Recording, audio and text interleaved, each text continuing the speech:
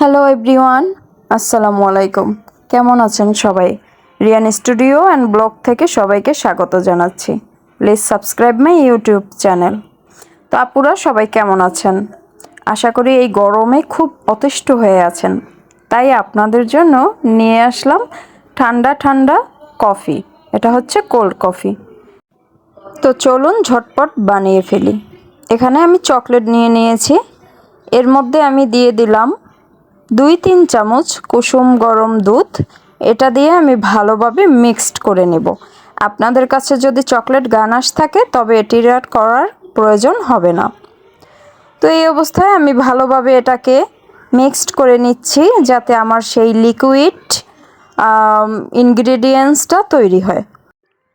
মিশিয়ে নেওয়ার পরে এখন এই পর্যায়ে চলে এসেছে। এটা দিয়ে মূলত আমি গ্লাসটার ডেকোরেশন করব। তো এখন আমি একটা গ্লাসের মধ্যে এটা দিয়ে দেব। দেখুন এরকম টাইপের একটা গ্লাস নিয়ে নিয়েছি। এখন আমি এটার মধ্য দিয়ে চারপাশে ঘুরিয়ে একটু ডিজাইন টাইপের কিছু করে নেব। ইচ্ছা করলে বা না ইচ্ছা করলে এটাও আপনারা স্কিপ করতে পারেন। এটা যে একদম দিতেই হবে তেমনটা না, জাস্ট সৌন্দর্যের জন্য। এবং আমি এটা একটু ঘন করে নিয়েছি যাতে খুব দ্রুত এটা শুকিয়ে যায়। তো যাই হোক, আমার গ্লাসটা সাজানো কমপ্লিট। আমি এখন নিয়ে নেব একটা বাটিতে। চিনি নিয়েছি এবং এর মধ্যে দিয়ে দিয়েছি কফি পাউডার 4 চামচ। আপনারা আপনাদের পরিমাণ অনুযায়ী বাড়িয়ে কমিয়ে নিতে পারবেন। চিনি নিয়েছি হাফ কাপ। তো যাই হোক, এখন আমি কুসুম গরম পানি দিয়ে 2-3 চামচ কুসুম গরম পানি দিয়ে এটাকে ভালো করে মিক্সড করে নিব। কেননা ব্লেন্ড যখন করব তখন যাতে করে সমস্যা না হয় বা কোনো দানাযুক্ত কোনো কিছু থেকে না যায়, এর জন্য আগে এটা যদি একটু মিক্সড করে নেই তবে কফিটা অনেক স্মুথ হয়। জাস্ট এর জন্যই এটা আগে একটু গলিয়ে নিলাম।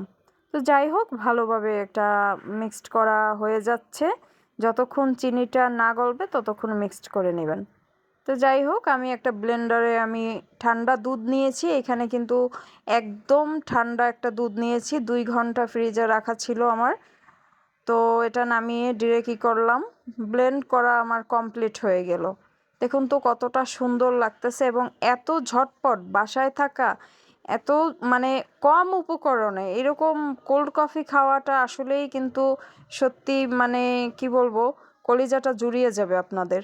তো উপর থেকে আমি আইসক্রিম দিয়েছি, চকলেট আইসক্রিম ছিল এবং উপর দিয়ে একটু কফি পাউডার দিয়ে দিয়েছি। এটা সৌন্দর্যের জন্য এবং ভালো দেখাবে এর জন্য। দেখুন তো কফিটা কতটা সুন্দর লাগতেছে, আল্লাহ! খেতে যে এত মজা হয়েছিল।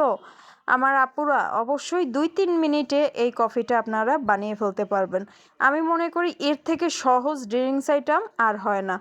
সবাই ভালো থাকবেন, সুস্থ থাকবেন। নেক্সট ভিডিও দেখার জন্য আমার চ্যানেলটি অবশ্যই সাবস্ক্রাইব করবেন, পাশে থাকবেন সবসময়। আল্লাহ হাফেজ।